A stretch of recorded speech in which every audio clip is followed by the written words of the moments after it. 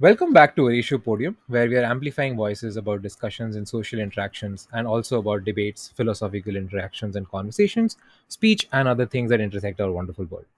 Today, we are honored to host Divya, who is a passionate academic practitioner and teaching associate who sits at the intersection of political science, philosophy, and social impact, which were some of her majors in her coursework. Divya's dedication to educational equity is very inspiring for us all. With a strong academic foundation, she's not just theorizing about change but also practically and actively implementing it across schools where she teaches as a teaching and resource associate. So, what she does is basically mentor students to develop crucial soft skills and equipping them to navigate the complexities of the world.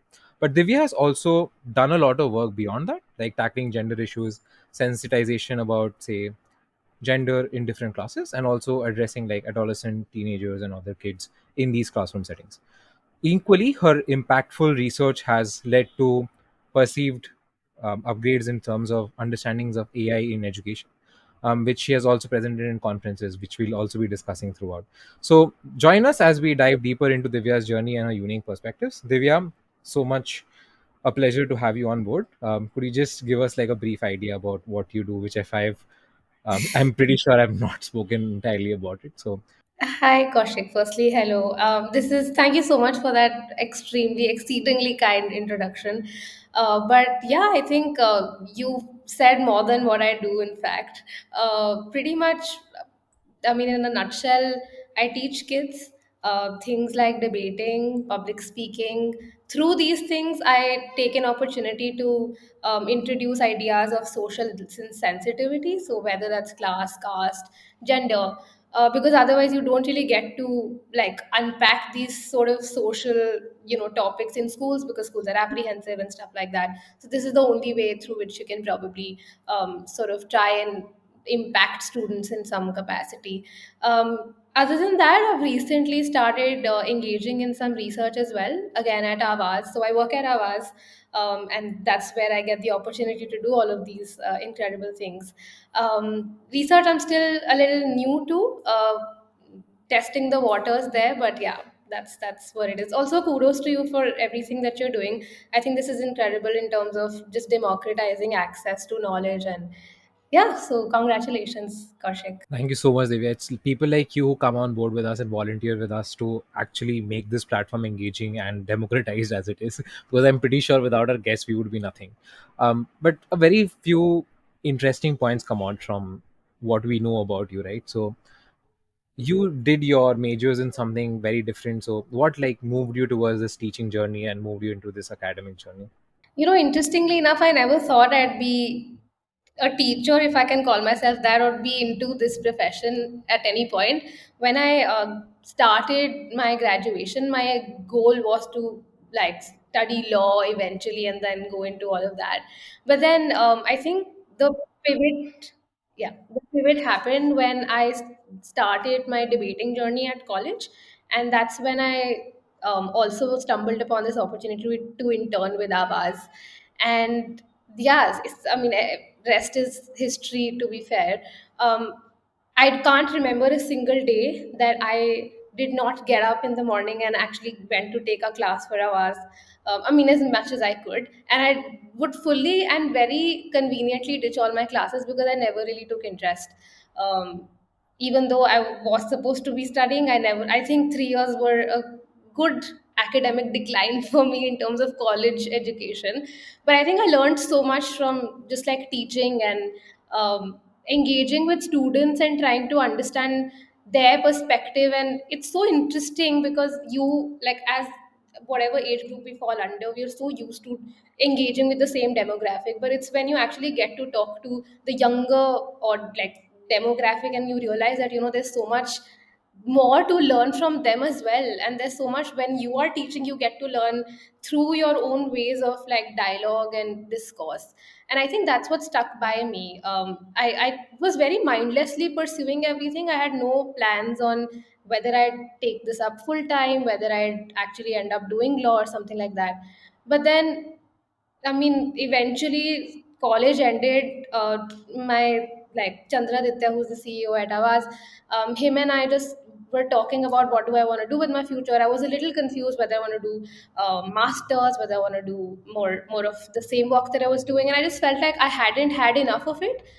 Even though I was doing as much as I could in my part time days, I still felt that there was so much more that the organization had to offer to me, that I was like, you know what, I think I don't think this is it for me right now, and I want to engage in this more. So, yeah, I think it's the kids' energy that keeps me going.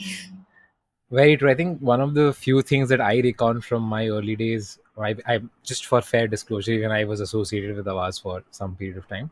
So my engagements with students also led me into different perspectives about how teaching should be done, because like all of these terms that they use, also like millennials, Gen Zs, and all, I'm very confused in those ways. So you, from those small social or micro interactions that you have with individuals, also you get to know so much more about how your work was and how your life was when you were taught these subjects and how you are teaching these subjects. But I think also the work that Awaz is doing and that you are also intricately involved in, like for teaching extracurriculars to students, like public speaking and debating, play a very fundamental role in the development of these individuals. So you would have perceived these a lot when you were teaching different age groups. So why do you think that these extracurricular activities are so predominantly important for these children? I think the biggest reason is that our education system sucks. And to a point where, and it's so mind boggling when you talk about even the smallest things, like, let's say, how many genders there are, or like, okay, do you think there's a pay? And I'll tell you how divergently different it's across the board in terms of the schools we teach as well. So, like I won't name schools, but like a more high end school, and the children there would have a completely oblivious response to social problems as opposed to, let's say, a tier 2 school and stuff like that. So it's interesting to see that even though we're teaching the same sort of curriculums, it's still the entry point, or the where we start teaching and how we start implementing those sort of curriculums in terms of rigor level do vary a lot. And that is to do with the fact that these children, even at homes, I mean, you one would think that social media and the access to social media is so vast now that they might, have different opinions and more, let's say, open minded, like conversations about these things. But that's not actually true, because they still go back to the same households where they're still seeing discrimination happen at their households, and they're not able to break away from those sort of institutional, discriminatory like signals.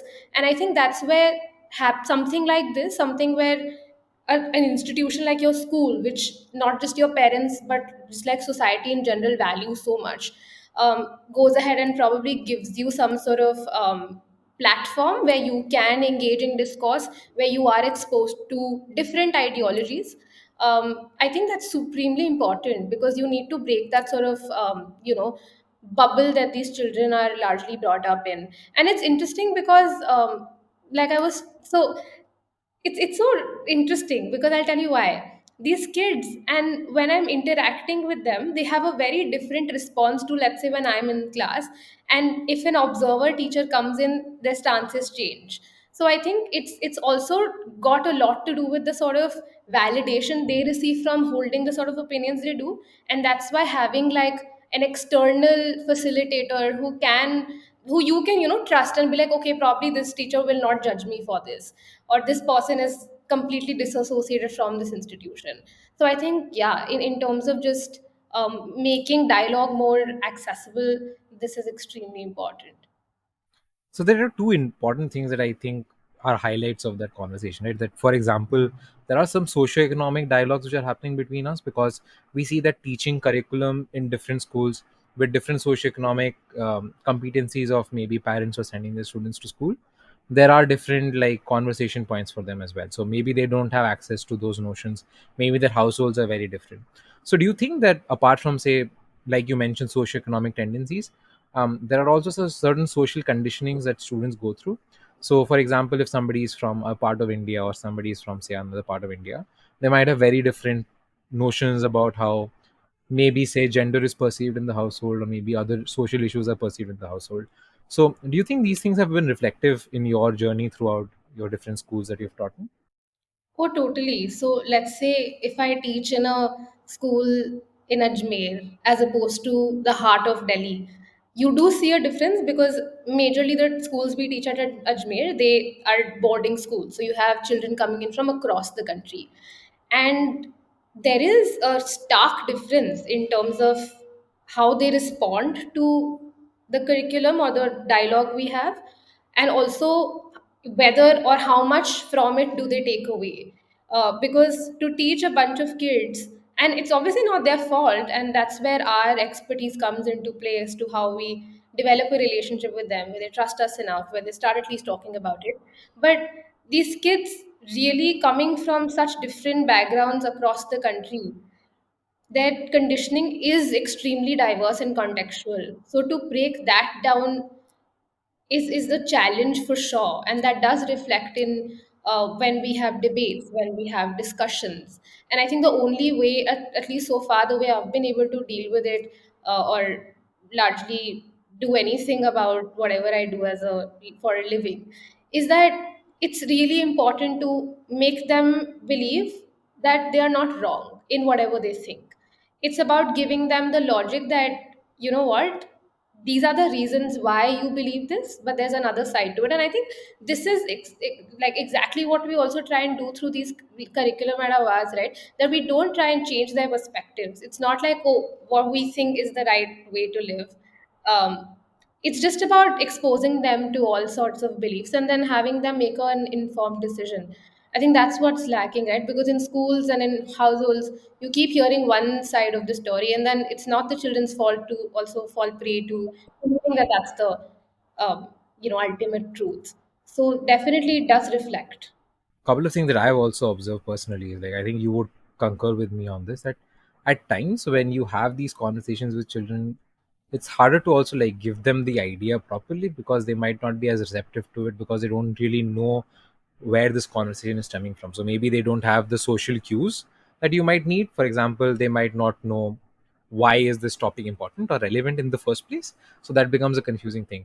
So I think when you discuss that there is a lot of potential for debating or say public speaking exercises to make people think critically, I think that's also a necessary highlight, right? So in this next segment, let's just discuss a bit about these couple of extracurriculars that might help children express themselves better. So you've seen classroom environments a lot, right? You've seen people going through say public speaking education or say debating education, and you've said that that helps develop them logically. So do you think that there's a consistent foundational like method in which you can address a lot of these inequalities in the classroom, but also a lot of like conversation points do come up because they are given the chance to speak to better, and that if they're given these chances, do you think that there is a chance for them to improve more in these particular areas? A few responses to this.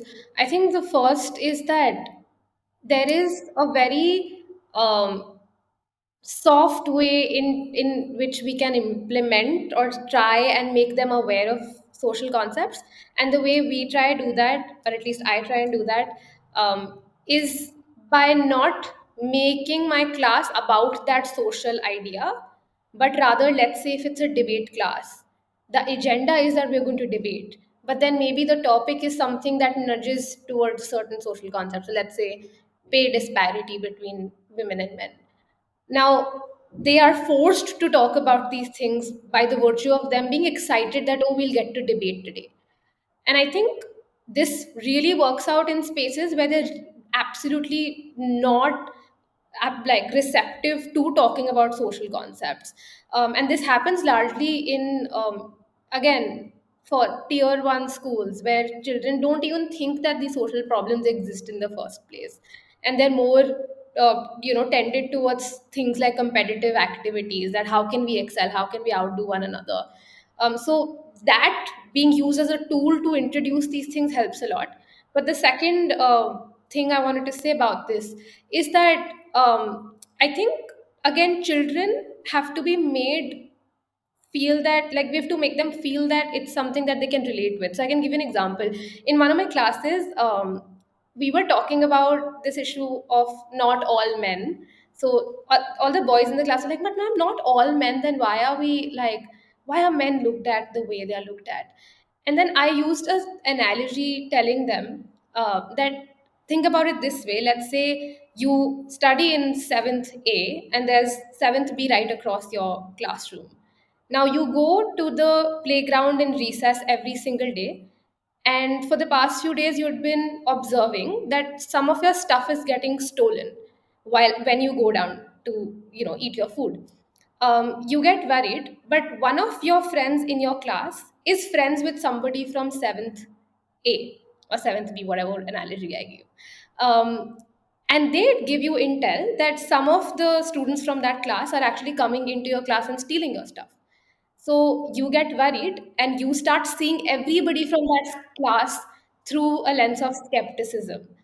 Now you go to your teacher and tell them that, ma'am, this is happening. What do I do? And your teacher is like, okay, if your stuff's getting stolen, we'll make sure that you are put inside your classes and you don't get to go out in the recess period because your stuff will get stolen. You will feel that it's unfair. And it's not to say that you're not friends with some of those people, but it's just that you don't know which one of them could be it.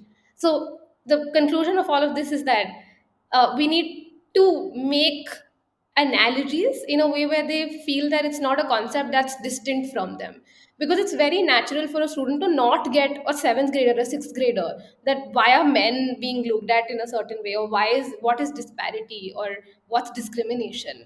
So it's really important to sort of make it relatable for them.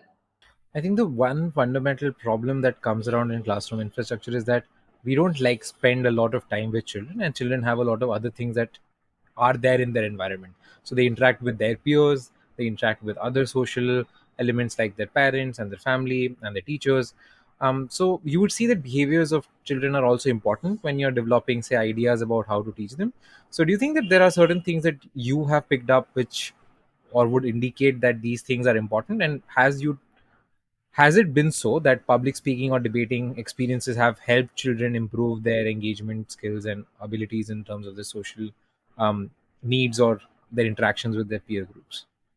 I think definitely. And this is actually a very recent experience I had at one of the schools that I was taking sessions at. And this was like a week long session program that we were doing. So I'm not like a usual facilitator for them. And this one girl in the class, she was very hesitant to take part in any discussion, debate, or anything to do with public speaking. And I usually give all my children the space to not speak. I don't force them usually. I don't think that's the right strategy a lot of the times. So the way we started was that I asked her what interests her. And then she told me that I like pop culture a lot. So I made sure that the next day when I went for the session, I incorporated some topics which could maybe help her also feel like, okay, I can engage with this. Eventually, as the sessions kept going on, I realized that she did gather that sort of courage to at least, she didn't do a lot, like, of course, in comparison to everybody else. But the fact that by the end of the 7-day session, she was able to give a 5-minute speech, I think that was something that, I mean, it's so rewarding to see that happen because, and I think another reason for that, why that sometimes does pan out, is the sort of interpersonal relationship you build with the student. It's not the best strategy always in terms of educational practice to speak of, because if you're absent, then the children are like, okay, where's my teacher? And then they don't respond well to the substitute.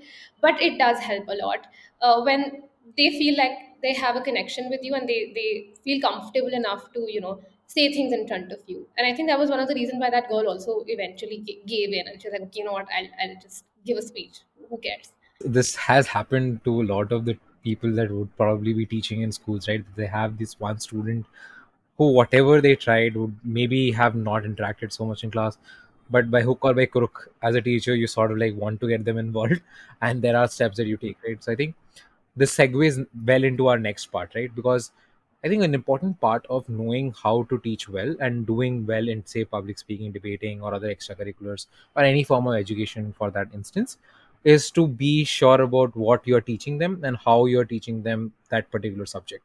So, curriculum development does become an important conversation point. So, you have had experiences developing curriculum for these individuals, for these institutions like schools. So, what would you think are the fundamentals that you need to get right when you're doing the curriculum for them? This is something I actually faced a lot of trouble with when I was started out, because I used to have this conversation a lot with Chandraditya and other people at Avaz, and I used to be like, how can I make a curriculum for debating? Like, there is mechanics to it, you teach it, and that's it. And then eventually, of course, I learned my way around, and this is something obviously I picked up from all my colleagues and my peers. To make sure that the lesson plans are engaging and they're not theoretical. I think this is something that really is a big selling point, because students are doing that anyway, right? Like in schools, they are being taught social sciences, science, math, all of that theory. They get this 1 hour of, let's say, I don't know, recreational activity period where they want to not do the same things that they've been doing for the past 7 hours at school. So the one thing that really, really helps is just making those curriculums extremely like engaging in the sense that there are multiple activities that children can engage in. Children love when they're able to move their bodies. They love when all their senses are at play. So whether that's to do with hand movement, whether that's to do with making groups and making sure that the activities are competitive, so that they feel that adrenaline rush, that okay, we have some reward to look forward to. So I think these techniques really help make that theory more engaging and not textbooky. But I think another element in curriculum development has to definitely be seeing that whatever it is that we're trying to implement is appropriate to the class rigor level. And when I say class rigor level, it varies across the spectrum, which is to say that school A fifth graders versus school B fifth graders, there can be a difference.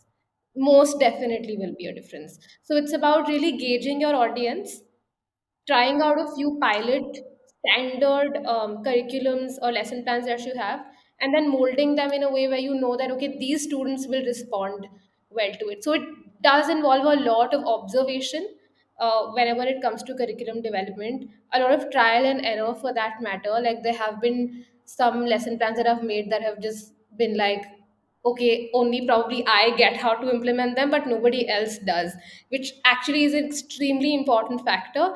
That even if I am making it, somebody who does not know a lot about that particular technique or whatever goes behind that particular tool that they're trying to implement, they should be able to implement that curriculum in a class. So it has to be easy to understand, not just for the students, but also for the facilitators who are implementing it. So I think those angles have to be definitely taken into consideration. There are a lot of different concerns when it comes to the same classroom also, as you were mentioning. Not just the same classroom in the same institution, but across different institutions as well. But even in the same class, sometimes there are people, maybe somebody is Punjabi, maybe somebody is Hindu, maybe somebody is from, say, the Parsi community or Jain community. What essentially happens is that sometimes maybe certain examples might be irrelevant to some people. They might not have a good idea about this. Certain segments of the curriculum, if you're teaching history, might be irrelevant to them because they might not know what they're being talked to about. So I think a lot of things does boil down to how you are becoming competent in understanding your audience, as you were mentioning, right?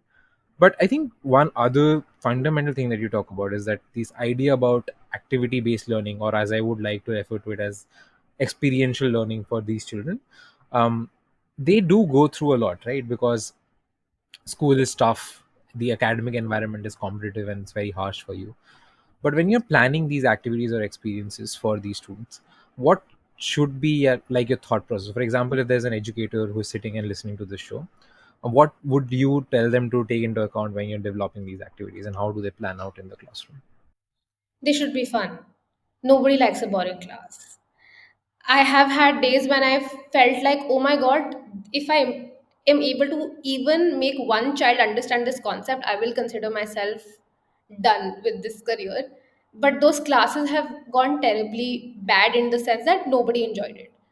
And this used to happen back in the day when I was just like starting out. And I think if your students are not having fun, then don't do it, because otherwise this is the only space where they probably should feel like there is an incentive to stay. They should not be, at least when you say, like you mentioned, experiential learning, or like extracurricular, recreational activities. These are activities that should not be, like you should not have to put a child on a gunpoint and be like, okay, now attend this class. So if they're not looking forward to it, no matter how well you've prepared, they will not take anything away from it. And there have been classes where probably my theory was not the most spot on, but because I was able to make them have fun through like things like, so for example, I did this one fun activity one time where we had like a lunchbox activity, and I was trying to teach them negotiation. So everyone had different ingredients in their lunch boxes, and they were all divided into teams. Now they had to do barter based on what do they want to exchange with who and buy. So there was reasoning involved, negotiation involved. I don't think they got a lot of that aspect through that activity, but by the end of it, they had a lot of fun, and I think that was I think a win for me. Incrementally, if you're teaching somebody something, they do get to it at the end of the day, so it's much more important that it sticks to them, right? I think the approach that you're taking with activity based learning helps them stick with the idea, and that it becomes more fond a memory for them, so they recount it much more down the line, so it becomes more important for them as a skill as well. So I think that's a very important way in which you're approaching these particular curriculum activities, right? But there is also, of course, a lot of things that come around in curriculum development, like your host institution, your partner institution, and the people that you're developing the curriculum for. Since you're like a service based agency and you're giving the service to different clients, you would have to think about what that institution themselves want. So till what extent do you think that is important to consider, or how much can you find it like important in terms of changing your curriculum aspects, and how do you like convince schools that yes, this is the right approach for the child, and you need to do this better, or maybe this will help them better? So what were the talking points here that you could probably explain to us a bit about? This is actually a great question because this becomes one of the biggest challenges. We have a certain perspective with which we give up the proposals for what we want to do with the schools. They say yes also initially, but then eventually they have feedback in terms of, oh, we want like less of this, more of this, less of that, more of that. And I don't think in most instances it is based off of student feedback. uh, as far as, I mean, I could be wrong, but as far as my experience is concerned, it's usually just what the institution or the teachers might feel that should be done, keeping in mind whatever standards they have with regards to how it should be done. And that does become a challenge. However, it's tricky because you obviously have to make sure that they are happy, but you have to also do what you want to do. So it's really just about meeting a middle ground. So for example, this one time we got this feedback that, oh, you know what, you have to make them do more turn courts, and like we don't want to do like reasoning, and also just make them debate. None of the theory you should teach them. But then that's just like harder to achieve, right? Because if they don't know theory at all, then they can't probably implement it. So then making sure that individual lesson plan is structured in a way where there is theory but there's also practice at the same time. So it's really just about trying to get both, best of both the worlds. Obviously it doesn't work out always, either of the two does get compromised here and there. But I think that does happen with some institutions, some schools, and you just have to deal with it. It's just one of the challenges, and it's really sad because like anyway, it's such a hard thing to package and sell. We've actually had like schools where we've wanted to like implement history curriculum. We were teaching them history the way it should be taught. We in fact even did that. I think you've done that as well, right, at some point. But then eventually the schools were like, you know what, we don't think this works out because they don't need to know this. So yeah, you try as far as you can, but it's really just about packaging it well. So in my debate classes, I try and teach every and any social concept that's dear to me and that I feel that I can probably implement. So teachers can't really say that, oh, you can't do that, because I'm teaching them debate. But while I'm teaching them debate, I also try and teach them other things. So yeah, yeah. The teacher needs to have this like idea about how the classroom needs to operate. I think I was having a conversation with one teacher a couple of days back, so they said that teachers having independence helps them the most, because then they are much more liberal in terms of their teachings, and it helps them teach children better. So I think that resonated a lot with me, because this kind of constant oversight becomes like a messy aspect about how education is important to students, and that becomes an entire issue altogether. And especially so because, as we were discussing previously, right, because if you're bringing in sensitive issues like gender, patriarchy, history, or maybe even the nationalistic movement where there are certain bad actors and certain good actors, you fundamentally don't know how your classroom is going to react to you. You don't know how the school is going to react to you.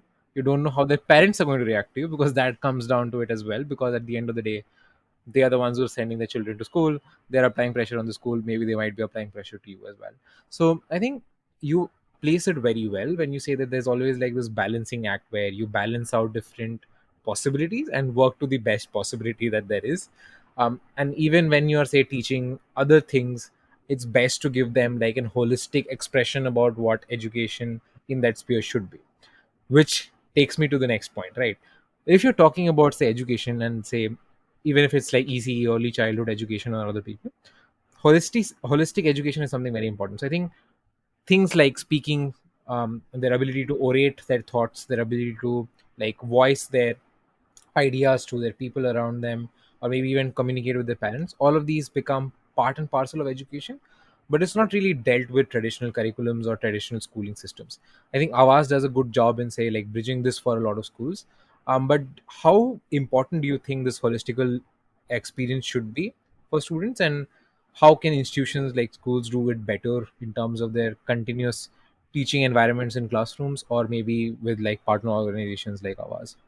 Right. So, like you said, holistic learning probably the biggest need of the hour, because students or just children and the young youths is exposed to such a volatile political scenario, not just within the country but just like generally worldwide.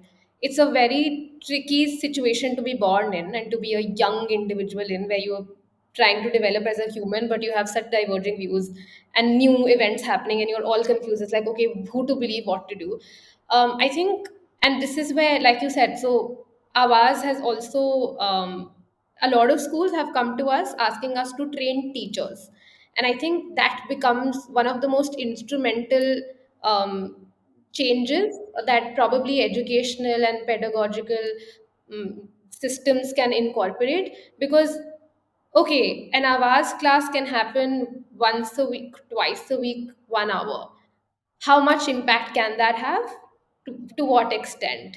Let's say it does have an impact to children who are maybe a little more receptive to such ideas, but what about the children who are not? So this 2 hours amounts to nothing as compared to the rest of the day that they're spending engaging in different sort of ideologies and narratives. So for that, I think teacher training becomes extremely instrumental as a tool. Making sure that our teachers are equipped in school institutions, not just through like partner organizations like an Avaz or whatever, but just school teachers know how to better implement their like curriculums, how to engage with students in a more holistic manner, because they are the individuals students engage with and interact with the most. So the sort of impact that they'll have is just like unparalleled to anybody else. So I think, yeah, and this actually something that we're also working with. So one of the schools asked us to train the teachers in debate, so that they can also try and use these tools when they teach, like let's say a political science class. So they can incorporate these activities while they are teaching them the theory that schools are supposed to teach them. So I think that's something that definitely should be something that happens and is expanded on in the ecosystem of education. Fundamental premise behind being a good educator is knowing when to teach and when not to teach. Like, there are things that you need to omit when teaching, which is very important for you as a teacher to understand that where this the buck stops here. You can't go beyond that. You have to do things in this sense or in that order. I think in that sense, there's a lot of conversation points which come around, right? Because, for example, when we're talking about academic research and education and figuring out what is doing uh, right in the classroom, or what is maybe going wrong in the classroom, it becomes good that you get this feedback loop from students and you get this feedback loop from teachers. Not all feedback loops are inherently positive or negative. They're also maybe sometimes biased because maybe say the institution is not taking into account the teacher experiences or the student experiences, right? So in this, like, next segment, I would like sort of want your ideas around, because of how cognitive skill development occurs in students, people have different rigor levels, people have different aspects of, say, sensory involvement or physical involvement in different activities. How do you think that teaching, like, for example, the first fifth grade will be very different from teaching like the sixth to eighth grade? Have you found this fundamentally point where you have to sort of intercede more maybe for junior classes, or for seniors you give them a bit more liberty? So have you experienced these things in the classroom yourself? Oh, totally. I think the age groups really do make a difference in the way you act and behave as a teacher and the sort of strategies you take up. So, with me, at least, like the sort of conversations I have are very different when it comes to a junior school versus a senior school. I know that senior school, I can, because also I'm much closer to their age, so they I think that does act as a positive for me, at least, because they're like, okay, yeah, she maybe is making sense. So on the first go, they will want to listen, and then obviously it's dependent on how much sense I am making. With the younger ones, it's harder because they don't care. They are very fidgety. They have 10 100 other things that's going on in the classroom when you're teaching them. So a lot of the times the entire lesson plan is also not finished because you're just caught up in managing the class and making sure that no one's like pulling someone's hair. But I think eventually, and I'll go back to what I said earlier in the podcast about having an interpersonal connection with the students does help a lot. So even though initially there are different strategies to both junior and senior, eventually I think it becomes easier to manage once they get to know you more, um, once they are more comfortable with having you around. But yeah, I think just making sure that they feel like they're your friend does help a lot. So I had this personal problem as well in classrooms. There was this one classroom where I used to teach a lot. They became very close to me as well. I think a lot of students do, because sometimes in certain spaces you're interacting with a very small cohort. So that small cohort sometimes fundamentally becomes very close to you and the ideas that you're teaching, and therefore they view you very friendly and all sort of like easygoing manners in which they are more easy. You're more easy to approach. You're more easy to talk to than maybe the school teachers, and that makes a huge difference from them. Because I think earlier also you were mentioning that people feeling closer to you might help them teach better, though it might not always be right, because if you're substituting yourself from somebody else, there might be a lot of problems in the classroom environment. Um, a very interesting idea here simply is that in my case, in that classroom, I've also dealt with relationship problems of students, managing that students not fight each other. There have been so many other things that you need to sort of like figure out and say that, okay, I need to be careful that this child is seated in a proper way so that they're not having problems. But the idea then changes on another level as well, because sometimes you're dealing with students with special needs. Like they might have autism, they might have other like engaging problems that you need to be very cognizant as a teacher. So on that aspect, I think curriculum also changes. Your approach towards these students have also changing and evolving, because maybe you might not have had the exposure to these students as much. So it becomes important for you to sort of like be at par with what is needed for them, and also be accommodating towards what experiences matter to them and how they are learning in that environment better. For that you need to have ideas, and for that you need to do research well. So since you're also involved with academic research around education, you've also worked with AI in research fields as well as in educational fields. How do you believe that research is shaping education, and how much do you think it is important that research continues to push educational limits and educational boundaries to become better as a thing for students? Because at the end of the day, students are one very important age group, or one very important part or community of the world, and we need to like sort of cater to them towards a great extent. So how did you get into this research journey? What do you think are the major things that possibly help you? I mean, this is all I had no clue about. I mean, for me, research was when I was younger. To me, research was like, okay, if you're doing something scientific, you'll do a research. Like that's how inaccessible research as a phenomenon is. Even in like undergrad, I had little to no knowledge about it. It's only after that I started working with Avaz and I got to know, okay, what do these people do and like what's research really like. And like you said, it's extremely important that not just research is done within academia, but it's done keeping in mind that teachers and students are extremely important stakeholders. I don't think it's a saturated like pool of data at all. I think there's still so much that can be done, that's being done. So, for example, like Avaz is doing some incredible research, whether it's to do with peer learning, whether it's to do with teacher networks, how teachers having networks with other fellow teachers. You worked on this project, you know this. Um, that impacts the way they respond to their practices and patterns of teaching.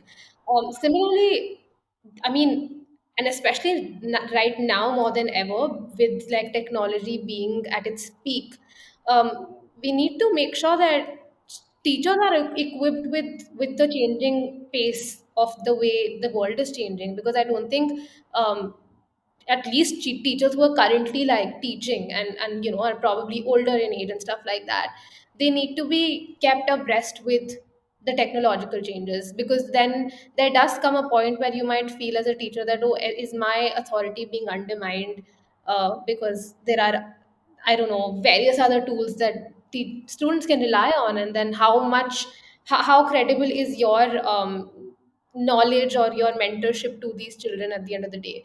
And I think the only way that that then can be dealt with is through research, is through doing research on obviously the stakeholders, but also as teachers keeping ourselves extremely updated and making sure that we are moving with the times to not lose relevance.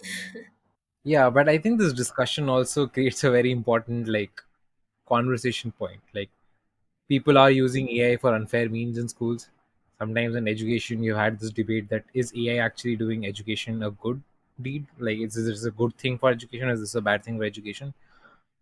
There is a lot of like discussion happening. So, where do you think AI would sort of like stem? Because students are learning things, but then also that it makes them less aware about intuitively going ahead and researching or maybe ideating on something because they're just using a tool to do so. So, is that something which is much more predominant, or is this entire idea that AI can be used to teach, which has been an entire debate in educational spaces, something which is more prevalent? So, how do you figure that AI would sort of like operate in the school paradigm in the future? This is very interesting because one of Awaz's like very recent research that we did was on AI in education, and this is not what I think. This is what the teachers think. And there has been a very paradoxical opinion on it by like the data that was analyzed, that most of the teachers think that AI maybe is undermining their leadership, but can never replace that human touch. So teachers just have to come on board with using AI so that they can use AI as a tool to make classes more engaging and creative and all of that. But teachers, by the virtue of being humans, will not lose relevance. While on the other side, there are also opinions that believe that you know AI is a threatening revolution because it's still developing, right? It's still in its developmental stage. So we don't know what the future really truly looks like. So I think the only takeaway and the finding is to just keep ourselves updated and to make sure that we are using these things, because children are more aware than anyone else, right? They get to experiment with the newest technology before anyone gets to. So I think it's just about making sure that they know that you also know, and that does help, I think. Predominantly, I think in discussions that I've had with students, they've been like it's very actively easier for them to manage a lot of tasks because maybe we are also putting a lot of pressure on our students at times. So there's of course very different perspectives to this debate, but you would predominantly believe that in some cases AI does do a lot of good, and maybe in some cases they do certain things which are not the right thing for the students at that point in time. But that discretion in terms of understanding what is right or wrong is something which is imparted by a human teacher at the end of the day. So it is going to help them make better decisions, and students need to be better decision makers at the end of the day going into say a different phase of life after being educated for 12, 15 years or whatever period of time they're going through the schooling and college systems, right? To add to this, like you said, it's no, even teachers do use AI. So, like, if you want to create reports, you will be like, why do I have to spend time on this when I can probably do more productive things? If AI can be like trained to perform a certain way, why would I not do that? So, like you said, it's really just about making sure that everyone is on the same page as how to use it ethically and not lose our brain cells to it. This discussion is also something which is predominantly going to keep occurring time and time again till the point that it sort of like becomes like a lot of different things were to education in the past. Like, for example, even the simple invention of a pen and paper would have been very disruptive towards classroom environments. Even the computer was very disruptive to the classroom environment. So was the internet. So AI is also probably the next iteration of the disruption to the classroom. Let's just go into like a couple of other things, because you've presented so much of your academic research in different forums as well. You've also sort of started working in terms of how these things occur in your world and how these things are like impacted. So that also involves a component of public speaking and say engagement with an audience. So how do you factor those things in? Like, how do you factor in audience retention when you're presenting a paper, when you're presenting your research? What kind of key ideas or things are going through your head when you're saying like these are the things that I need to check off so that my presentation goes well, and some things that you would say are good standpoints to come out from when you are giving ideas to other people who are going to start out? Right. I've actually never, fun fact, presented a paper so far at least. I was supposed to, but then because of some logistical issues, could not. But this is what I have learned from my superiors and also just generally from whenever I have to address an audience generally.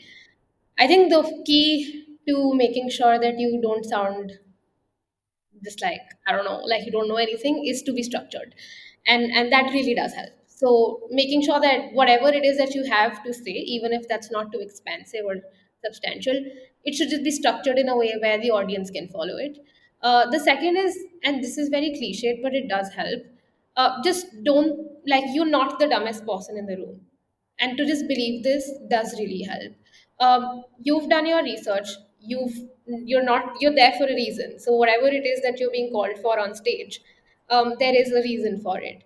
And it's just really about not forgetting uh, that reason, and yeah, just going there and being structured and being confident. And the way to do that is to just keep doing it, I think, because honestly, like, growing up, I never thought I'd be into public speaking at all, because throughout my school life I used to never engage in anything related to even the remotest of, like, anything to do with the audience. I would not.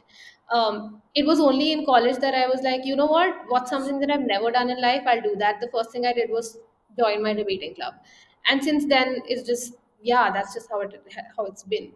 And yeah, the more you do it, you just realize that it's not that deep. It's really not that deep. Like, everyone's thinking that they are dumb, but then when you are there, they are also thinking that, hey, like, probably people are thinking that about me, so nobody really cares, like, nobody cares. That's all. The authenticity and the ability of confidence to show in your presentation skills is also very important, right? Because if you're confident in your approach, you're doing things the right way, you're structured, you're coherent, people would listen to you regardless of there being an importance in terms of content. People will still pay attention because at least you're speaking well and speaking fluently enough for them to know what you're on about, and also in a way in which it's easy for them to understand what you're saying. So I also understand this fact very importantly, right? Because I think one thing you mentioned is that you get better over time. For me, debating and also public speaking and also academic research or anything for that matter is a question about using your skills better and better as the days go on, because you're practicing more, you're becoming more involved, and that helps you like do things as well. So that's very important in terms of your abilities as a presenter or a person in terms of anything that you do in life.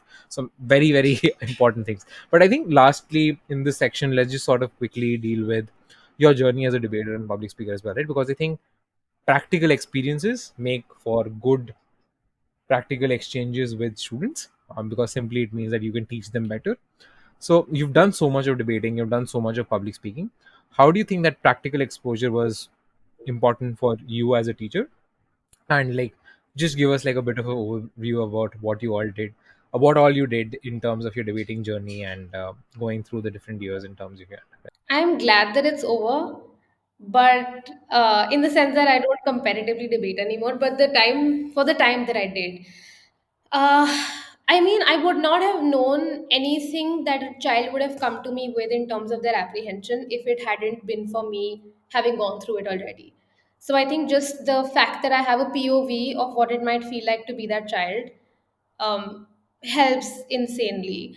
But in terms of my journey, I think I just joined my debate club. It was all online for the first few months because COVID batch, haha. And then at that time, it used to just feel like, yeah, I'm just in front of a camera and like, what am I doing? We didn't even used to put on a camera most of the times. And then I think that's what really, for at least me, was the stepping stone, which was a little easier because I was already comfortable with the online platform so much that when it all became offline, I was like, yeah, what's the big deal? It didn't really strike as much. But yeah, I think the journey has been great in terms of I've learned a lot about society, about myself, about concepts that I was not taught in school or would have been taught in college. Met incredible people, some not so incredible people, but that's okay. That's just how life is. But yeah, I think one thing that I would say that I've taken from the fact that I was a debater once, like competitively, is that it's never, especially for me, it's never been about winning. It just never was. I think for me, it was whether I'm having fun, whether I think that my speech today was better than what I gave yesterday, and that was it. It was about making friendships which have lasted me to this day and probably inshallah forever. But I think for me the biggest takeaway has been the people, has been the fact that I got to learn with the people that I'm still so close with and through the people that I'm still so close with. Other than that, I think I still do believe that debating as an activity, after a point, like people should opt out of it. Like if you're not in college, like after a while, just leave it, man. Leave it to the kids. But yeah, it's been a fun experience for sure. Yeah, I think a lot of people do stick around with debating. I think I personally have stuck around with debating for 2 years after college. But it continues on as a journey because if you are a debate educator, um, you are having that practical experience and exposure does help. So I think Totally. Divya, what you were mentioning also is very true, right? Because you had this like incredible journey throughout different phases of your life, and that incredible journey would help you become better as a person at the end of the day. Maybe then you would have not done a vase if you would not have been like part of your public speaking exposure or maybe debating journey as well. So you do have those incremental steps in your life which you were discussing. So it was a very interesting perspective. Just as we close out, like what are the fundamental few things that you would say if somebody starting out they should take into account when they're teaching?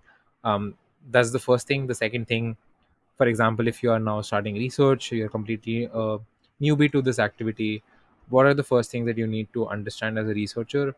And lastly, just a couple of tidbits about how debaters and speakers can improve when they're going through their journey as a student. Okay, three parts to your question. To answer the first, anyone who's starting out as a teacher or a debate educator, because I think debate education has become such a huge thing and an industry in itself. I think what a lot of the times debaters tend to take for granted is their knowledge of the activity. So I think we think that these are, and we don't realize that, these are children who've not had exposure to college debating and like university level debating. So the kind of jargons that we use, the kind of rhetoric that we use is not comprehensible most of the times. But also, secondly, I think we have this very weird conviction that I know it. Like, I know how to do it. I don't need a lesson plan. I'll go and wing it. No, you don't. Because it's one thing to know something, but it's another to teach it. And when it comes to teaching, you need to learn again. And the only way that happens is when you again brings it back to the whole curriculum building stuff. It's not just about the techniques and the mechanics, it's also about the making it an experiential sort of activity. So that's one. Second part, which was to researchers, I think I would love some advice on that because I'm starting out. But I think one thing is to not get intimidated because uh, this is something that I had an experience when I was starting out. I used to tell my colleagues who at Avas and be like, I don't know how to do research and stuff like that. They were like, yeah, nobody does when they're starting out. So you just get into the muddy waters and learn as you go. Trust the people around you. Find people who can. I think networking in this sense really does help a lot. So find people who can contribute to your journey as a researcher, because honestly, finding mentors, I'm lucky enough to have had that through Avaz, who can guide you in the right direction does make a huge difference. But I think you are doing a great enough job in terms of making it accessible to people, at least in terms of knowledge. I saw your podcast with Palash, which was very informative. So kudos. To answer the third question, to any debater, right? What do I have to say to them?